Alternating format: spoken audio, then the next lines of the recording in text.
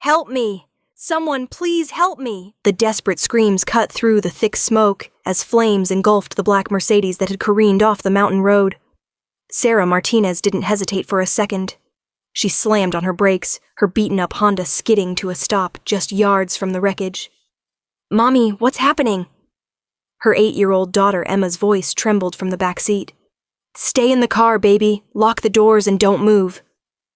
Sarah's hands shook as she grabbed the small fire extinguisher from her trunk, the one her ex-husband had mocked her for carrying. "I'll be right back. Before we continue, please subscribe to support my cause." The heat hit her like a wall as she ran toward the overturned luxury car. Through the spider-webbed windshield, she could see him. A man in an expensive suit, blood trickling down his forehead, his powerful frame trapped by the twisted metal of the driver's seat. "I'm here! I'm going to get you out!" Sarah shouted over the roar of the flames that were already licking at the rear of the vehicle. The man's eyes met hers through the broken glass, steel gray eyes that seemed to pierce right through her soul, even in his moment of vulnerability. "Get away from here," he growled, his voice rough but commanding even as he was trapped. "It's too dangerous." "Not a chance." Sarah had always been stubborn. It's what had gotten her through the divorce, through raising Emma alone, through working 2 jobs just to keep their tiny apartment. She wasn't about to let someone die on her watch. She sprayed the fire extinguisher around the driver's side, creating just enough of a gap in the flames to get closer. The door was completely smashed, but the passenger side window had been blown out. Without thinking, she kicked away the remaining glass with her worn sneakers. "What are you doing?" The man's voice carried an authority that made her pause for just a moment. Even trapped and bleeding, there was something about him that commanded attention. An aura of power that seemed completely at odds with his helpless situation. Saving your life, apparently. Sarah squeezed through the window, ignoring the way the jagged edges caught her jacket. The smell of gasoline was overwhelming now, and she could hear Emma crying in the car behind them. Up close, she could see he was even more handsome than she'd first realized. Strong jaw, dark hair now mussed from the accident, and those incredible gray eyes that seemed to be studying her even as she worked to free him. His suit probably cost more than she made in 3 months, and the watch on his wrist could have paid her rent for a year. "You're bleeding pretty badly," she said, reaching across him to unbuckle his seatbelt. "We need to get you to a hospital." His hand caught her wrist, and even injured, his grip was firm. "I said get out of here. You don't understand what you're getting involved in. Right now, I'm getting involved in saving someone's life. Everything else can wait." She pulled free from his grip and continued working. The seatbelt was jammed, and the steering wheel was pressed against his chest. "Can you move your legs at all?" "I think so." He shifted, and she heard him suppress a grunt of pain. "But my ribs, probably cracked. Just breathe shallow and let me do the work." Sarah had taken a first aid course when Emma was a baby. Single mothers learn to be prepared for everything. She'd never imagined using it in a situation like this. The fire was getting worse. She could feel the heat intensifying, and the smoke was making it hard to breathe. In the distance, she could hear sirens. Someone else must have called 911. But they might not get here in time. "What's your name?" she asked, trying to keep him conscious as she worked to free him from the wreckage. "Marco," he said after a pause. "Marco Centauri." The name sounded familiar, but Sarah couldn't place it. Right now, it didn't matter. "I'm Sarah, and we're both going to get out of this, Marco." She managed to shift the steering wheel just enough to give him some room to move. "Okay, on 3. I need you to push yourself toward me while I pull. Can you do that?" He nodded, those gray eyes never leaving her face. There was something in his expression she couldn't quite read. Surprise, maybe? Like he wasn't used to people helping him without expecting something in return. 1, 2, 3! With a combination of her pulling and his pushing, Marco managed to slide across the seat toward the passenger side. But as he moved, she saw him go pale, and fresh blood seeped through his white dress shirt.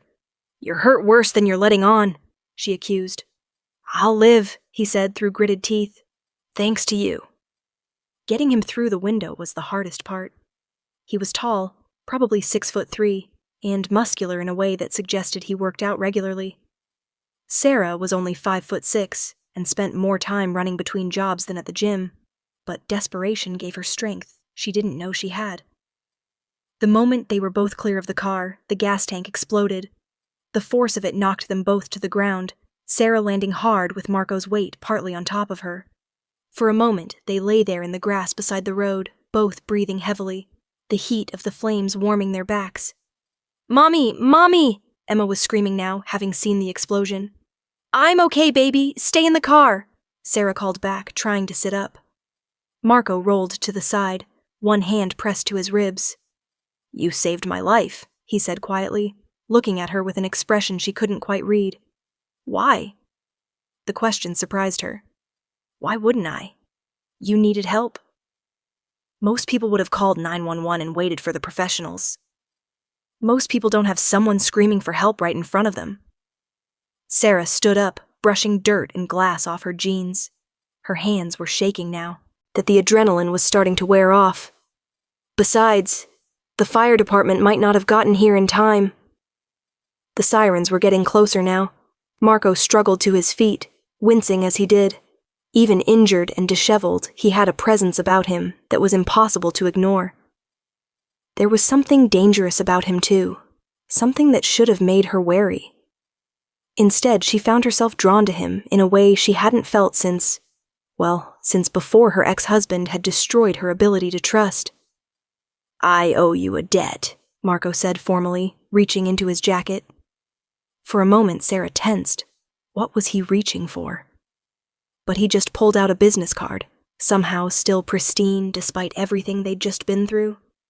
"Marco Santori, if you ever need anything at all, you call me." Sarah took the card, glancing at it briefly. Santori Import-Export was all it said, along with a phone number. Simple, elegant, expensive looking. Like everything else about him. "You don't owe me anything," she said. Anyone would have done the same thing. Something flickered across his face, an expression that might have been sadness. "No," he said quietly. "They wouldn't have." The ambulance arrived first, followed quickly by 2 fire trucks and 3 police cars. As the paramedics took over, checking Marco's injuries and insisting he go to the hospital, Sarah found herself being questioned by the police about what she'd witnessed. "Did you see what caused the accident?" Officer Jenkins asked, his pen poised over his notepad. "No, I just came around the bend and saw the car already overturned and on fire," Sarah explained. "I stopped to help." "And you didn't know the victim before today?" "Never seen him before in my life." Sarah glanced over at the ambulance, where Marco was arguing with the paramedics about something. Even from a distance, she could see the authority in his gestures, the way the EMTs seemed almost intimidated by him, despite his injuries. "Lucky for him you came along when you did," Officer Jenkins said. "That car went up like a torch. Few more minutes and—" He didn't need to finish the sentence. Sarah nodded, suddenly feeling very tired. The adrenaline crash was hitting her hard, and Emma was still crying in the car. "Can I go now? My daughter's pretty upset." "Of course. We have your contact information if we need anything else." Sarah was walking back to her Honda when she heard her name called. She turned to see Marco being loaded into the ambulance, but he was looking directly at her. "Remember what I said," he called out, "about that debt." She nodded, tucking his business card into her pocket as the ambulance pulled away. Somehow she had the feeling their paths would cross again. "Mommy, was that man going to die?" Emma asked as Sarah got back into the car, her small face streaked with tears. "No, baby. He's going to be fine." Sarah started the engine, trying to process what had just happened. "The doctors will take good care of him." "You were very brave," Emma said softly, like Wonder Woman. Despite everything, Sarah smiled. "Just doing what anyone would do, sweetheart." But as they drove home to their small apartment, she couldn't shake the memory of those gray eyes, or the way Marco had looked at her like she was some kind of miracle. It had been a long time since anyone had looked at her like that. 3 days later, Sarah was rushing between her morning job at the diner and her afternoon shift at the accounting office when she found the flowers. 24 white roses sat outside her apartment door, along with a card written in elegant handwriting. For the angel who saved a devil. MS. Emma, who had been trailing behind her up the stairs, gasped, "Mommy, are those for you?" I think so. Sarah picked up the bouquet, inhaling their sweet scent. No one had given her flowers since her ex-husband in the early days of their relationship, before everything went wrong. Before the drinking, the cheating, the constant criticism that had left her feeling worthless. "Who are they from?" Emma asked, bouncing on her toes with excitement. "The man from the accident," Sarah said, reading the card again. There was something unsettling about that word choice. Devil. What had he meant by that? That evening, after Emma was asleep, Sarah found herself staring at Marco's business card. She'd looked up his company online, but there wasn't much information available. Santori Import-Export seemed legitimate, but something about it felt incomplete. Like there were layers she wasn't seeing. She was debating whether to call and thank him for the flowers when her phone rang. Unknown number. Hello? Sarah. The voice was unmistakably his, that deep, commanding tone that had somehow penetrated even the chaos of the burning car. "How are you feeling? Any injuries from the other day?" "I'm fine," she said, settling onto her second-hand couch. "Just a few scratches. How are you? You looked pretty banged up." "Nothing I can't handle. Did you get the flowers?" "They're beautiful, but you really didn't need to." "Yes, I did." There was something final in his tone. "I told you, I owe you a debt. The flowers are just the beginning."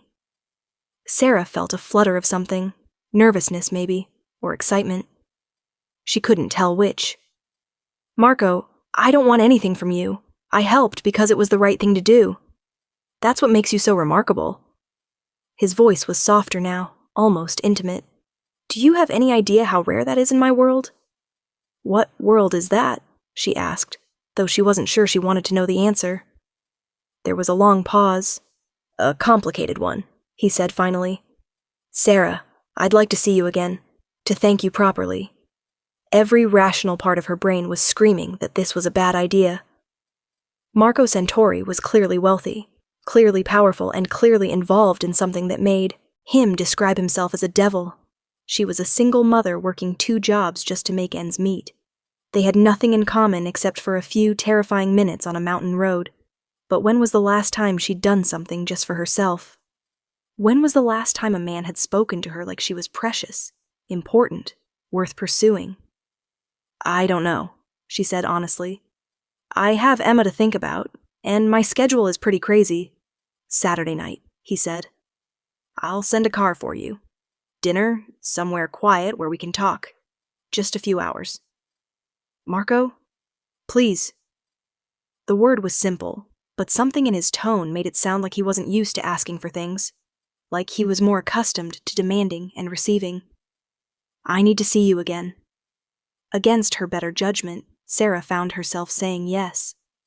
Saturday evening, Sarah stood in front of her bedroom mirror, second-guessing every choice she'd made. The black dress she'd chosen was the nicest thing she owned, something she'd bought for a job interview 2 years ago and had worn maybe 3 times since. It was simple, but elegant, and it made her feel almost pretty for the first time in years. Emma was spending the night at Sarah's mother's house, after Sarah had endured 20 minutes of questions about this mysterious man who was taking her daughter out to dinner. "You sure you know what you're doing, mija?" her mother had asked in Spanish, using the worried tone that had followed Sarah through most of her adult life. "No," Sarah had admitted, "but maybe that's okay for once." The car that arrived was not what she'd expected. Instead of some flashy sports car, it was a simple black sedan with tinted windows. The driver was polite but quiet, and the ride to the restaurant gave Sarah too much time to think about all the ways this could go wrong. The restaurant was small and intimate, the kind of place that probably required reservations weeks in advance.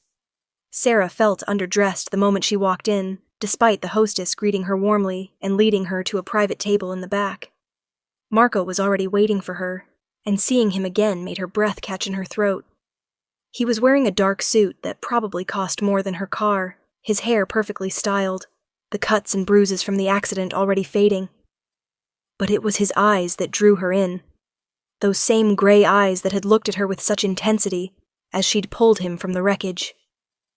He stood when he saw her, moving with a fluid grace that suggested his injuries were healing well.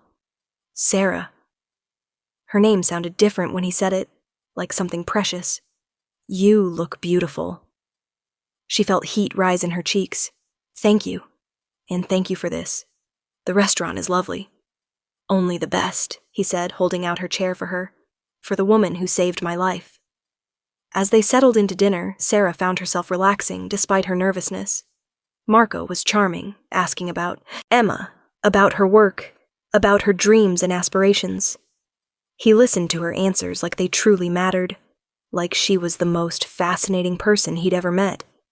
You work 2 jobs? He asked when she mentioned running from the diner to the accounting office.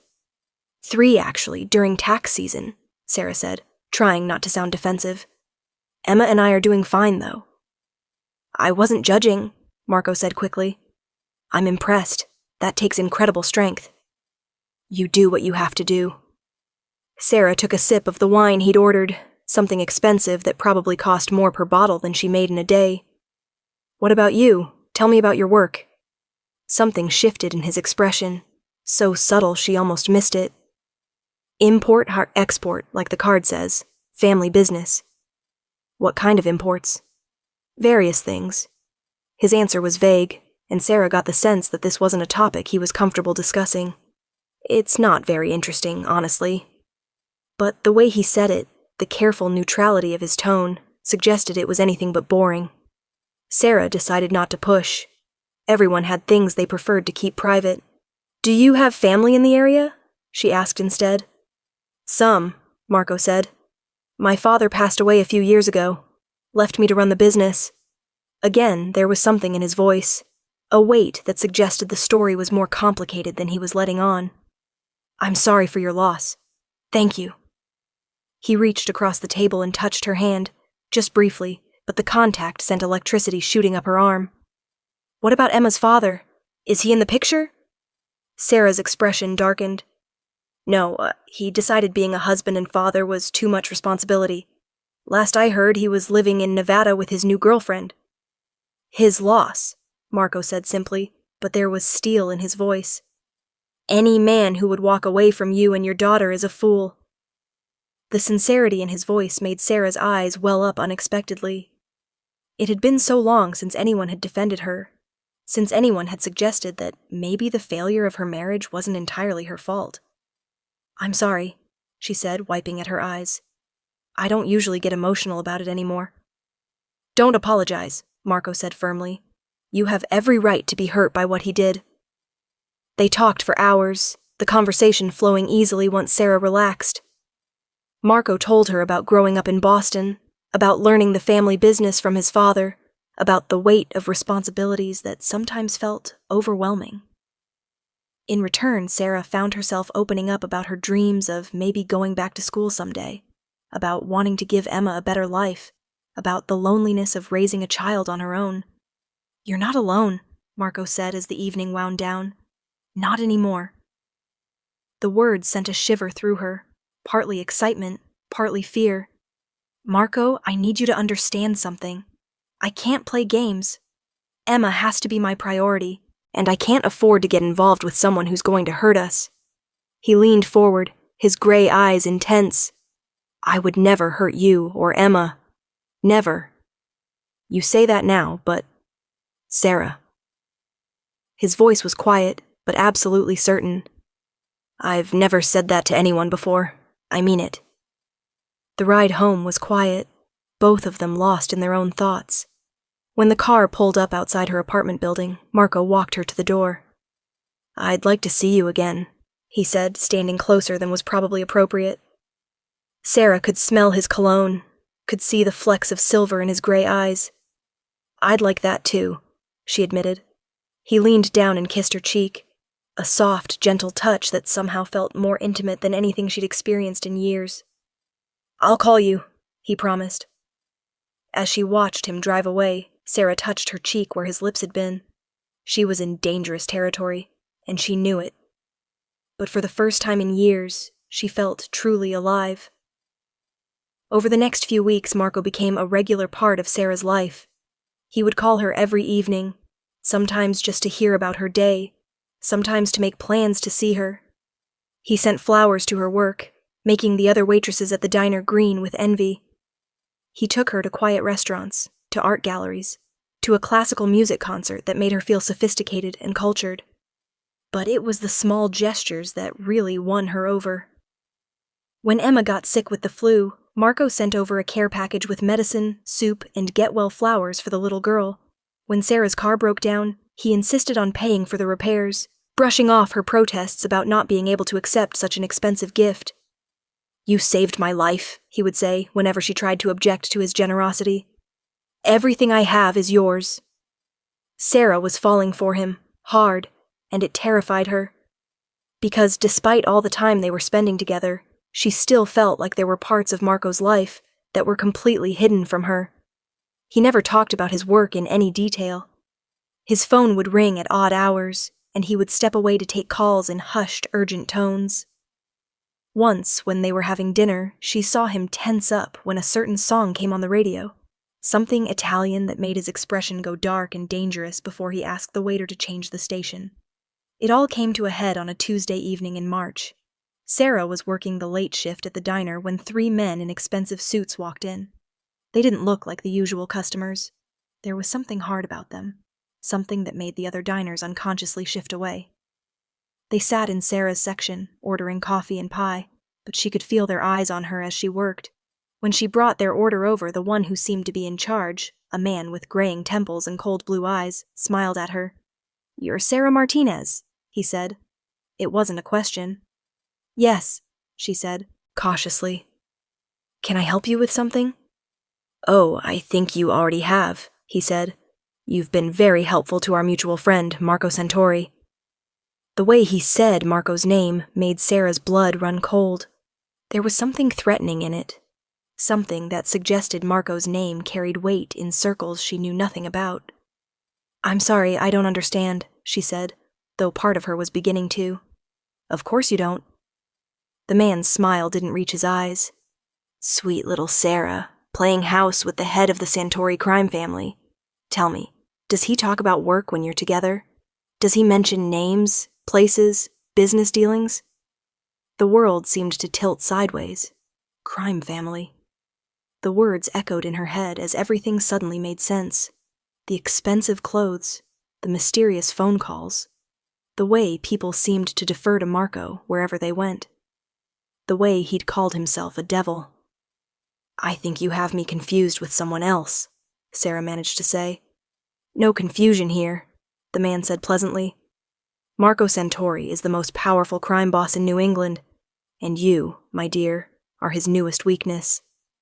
One of the other men leaned forward.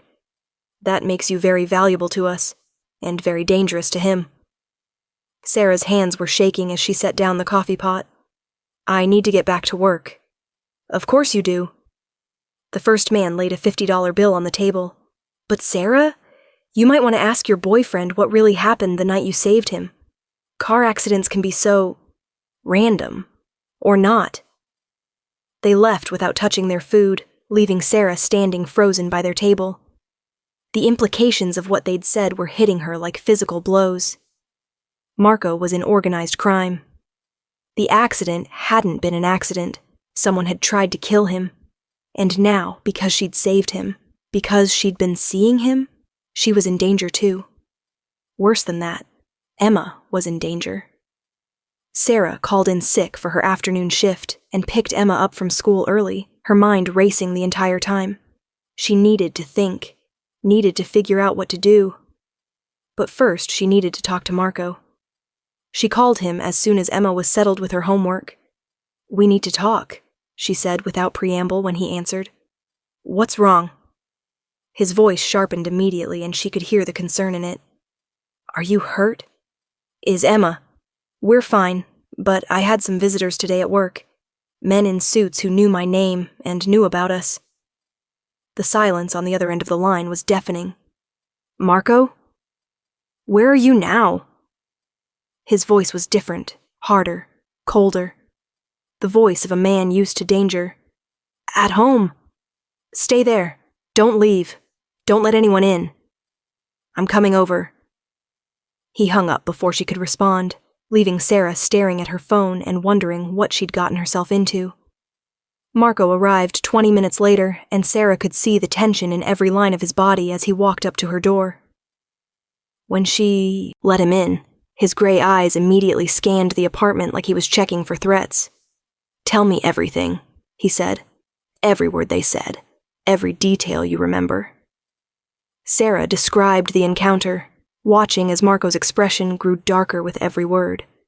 When she finished, he was silent for a long moment, running his hands through his hair. "Marco," she said quietly, "is it true?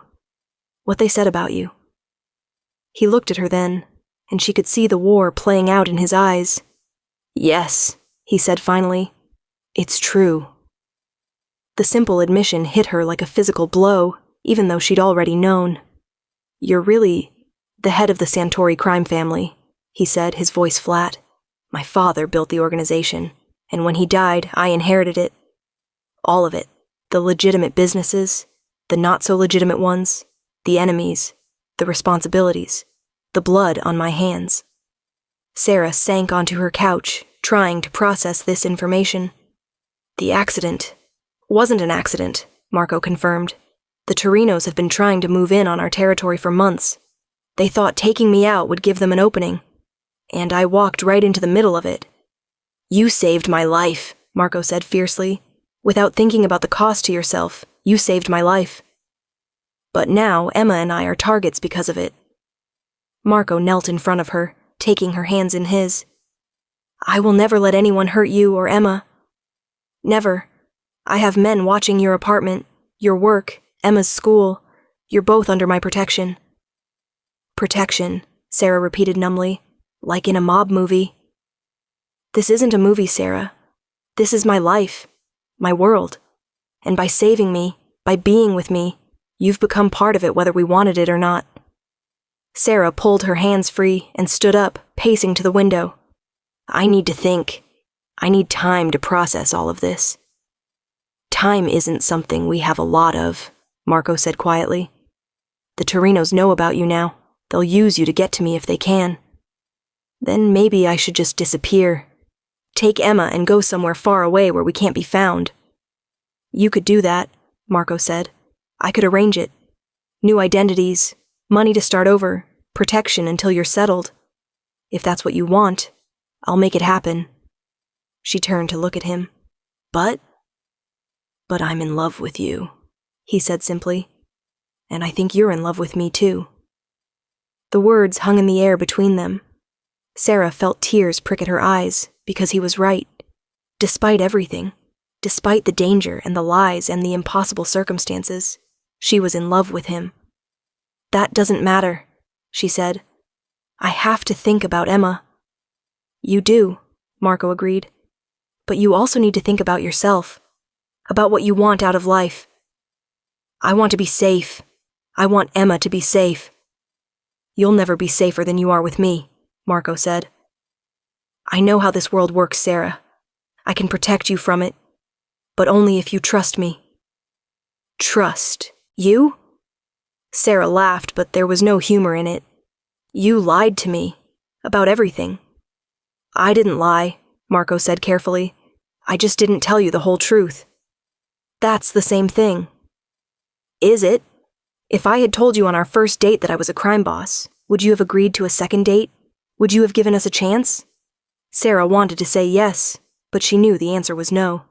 She would have run as fast as she could in the opposite direction. "That's what I thought," Marco said quietly. "I'm not proud of what I do, Sarah. But it's who I am. It's the life I was born into, the responsibility I inherited. I can't change that. But I can promise you that with me, you and Emma will want for nothing. You'll be cherished, protected, loved unconditionally, and constantly looking over our shoulders for the rest of our lives." "Maybe," Marco admitted. "Or maybe we can find a way to build something better. Something that gives Emma opportunities she would never have otherwise." Before Sarah could respond, Emma's voice called from her bedroom. "Mommy? Who's here?" Sarah took a deep breath, trying to compose herself. "It's Marco, baby. The man I've been seeing." "Can I meet him?" Emma asked, appearing in the doorway in her pajamas, all wide eyes and curiosity. Sarah looked at Marco, who had stood up and was watching Emma with a gentle expression she'd never seen before. "Hi, Emma," he said softly. "I've heard so much about you." "Are you really a businessman like Mommy said?" Emma asked with the directness that only children possessed. Marco glanced at Sarah, and she could see him making a choice. "I am," he said. "But I'm also someone who cares very much about your mother." "Do you want to marry her?" Emma asked, making both adults freeze. "Emma!" Sarah gasped. "That's not appropriate to ask." But Marco knelt down so he was at Emma's eye level. "If your mother would have me," he said seriously, "I would be honored to marry her, and to be a father to you, if you'd like that." Emma studied him with the same intensity Sarah had seen her use when deciding whether she liked a new flavor of ice cream. "Would we live in a big house?" "The biggest house you've ever seen," Marco promised, "with your own room and a yard to play in, and anything else you could want." "Could I have a pony?" Marco smiled, the first genuine smile Sarah had seen from him all evening. "We could definitely discuss a pony." "Emma, go back to bed," Sarah said, her voice strained. "It's past your bedtime." "Okay, Mommy." Emma hugged Sarah goodnight, then surprised everyone by hugging Marco too. "I hope you marry Mommy," she whispered loudly. "She's been sad for a really long time." After Emma was back in her room, Sarah and Marco stood in awkward silence. "She likes you," Sarah said finally. "I like her too. She's remarkable, like her mother." "Marco," Sarah began, but he held up a hand. "I know this is overwhelming. I know you need time to think. But, Sarah, those men who came to see you today, they're not going to just forget about you. You're part of this now whether you choose to be with me or not. At least if you're with me, I can protect you properly." "That's not exactly a romantic proposal," Sarah said with a weak attempt at humor. "Then let me be romantic," Marco said, stepping closer to her. "I love you, Sarah Martinez. I love your strength, your compassion, your fierce devotion to your daughter. I love the way you make me want to be a better man. I love that you saved my life without thinking twice about it. And I love that you're brave enough to question everything about this situation, instead of just accepting it." He took her hands again, and this time she didn't pull away. "I can't promise you a normal life," he continued. "I can't promise there won't be dangers, complications, difficult moments. But I can promise you that I will love you and Emma with everything I have. I can promise you security, comfort, and a future where Emma can have every opportunity in the world. And I can promise you that no one will ever hurt either of you as long as I'm alive." Sarah looked into those gray eyes that had captivated her from the first moment, and she saw her future reflected there. It wasn't the future she had planned, but maybe it was the future she deserved. Maybe, after years of struggling and scraping by and feeling like she was never enough, she deserved to be cherished by a man who had the power to give her everything she'd ever dreamed of. "If I say yes," she said quietly, "there's no going back, is there?" "No," Marco said honestly, "there's not." "And Emma would really be safe?" "Safer than she's ever been. I swear it on my father's grave." Sarah took a deep breath. "Then yes," she said. "Yes to all of it. Yes to you. Yes to this crazy life. Yes to whatever comes next." Marco's smile was brilliant as he pulled her into his arms, kissing her with a passion that made her knees weak. When they broke apart, both of them were breathing hard. "I love you too," Sarah whispered against his lips. "God help me. I love you too." 6 months later, Sarah stood in front of a mirror in the master bedroom of Marco's sprawling estate, adjusting her wedding dress for the 100th time. It was a simple but elegant gown, nothing too flashy, since the ceremony was going to be small and private. Just family and close friends, people Marco trusted absolutely. Emma burst through the door, resplendent in her flower girl dress, a tiara perched on her dark curls. "Mommy, you look like a princess." "So do you, baby girl." Sarah smiled, thinking about how much their lives had changed. Emma now attended the best private school in the state, took riding lessons twice a week. She'd gotten her pony, as promised, and spoke about Marco like he'd hung the moon. He'd kept every promise he'd made to both of them. It hadn't been easy. There had been moments of adjustment, times when the reality of Marco's world had been overwhelming. But true to his word, he'd kept them safe and loved them unconditionally. "Are you ready?" Marco's voice came from the doorway, and Sarah turned to see him standing there in his black tuxedo, looking more handsome than should be legal. "You're not supposed to see me before the ceremony," she protested. "It's bad luck." "I don't believe in luck anymore," Marco said, his eyes never leaving her face. "I believe in fate. I believe that everything that happened led us to this moment. Even the car accident. Especially the car accident." He stepped into the room and took her hands.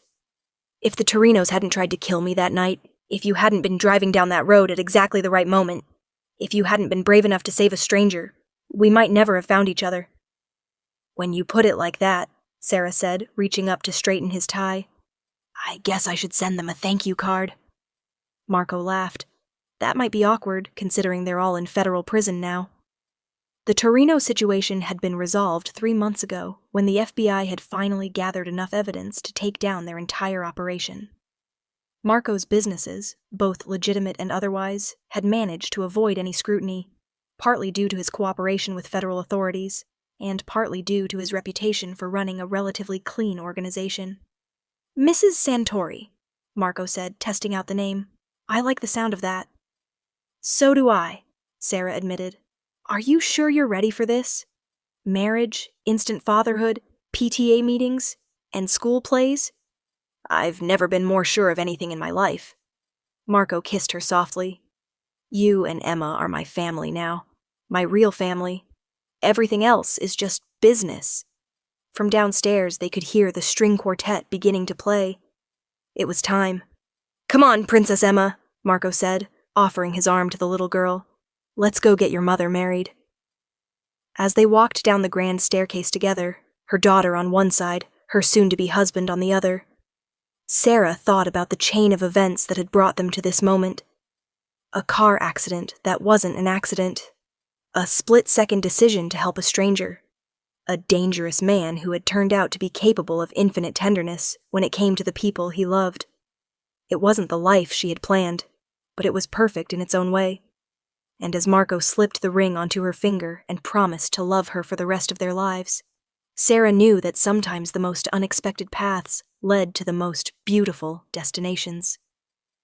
"I love you, Mrs. Santori," he whispered as they shared their first kiss as husband and wife. "I love you too," she whispered back. "My dangerous, wonderful, perfect husband." And in that moment, with Emma cheering and their small gathering of family and friends applauding, Sarah knew that saving Marco's life had been the best decision she'd ever made, because in saving him, she had saved herself too.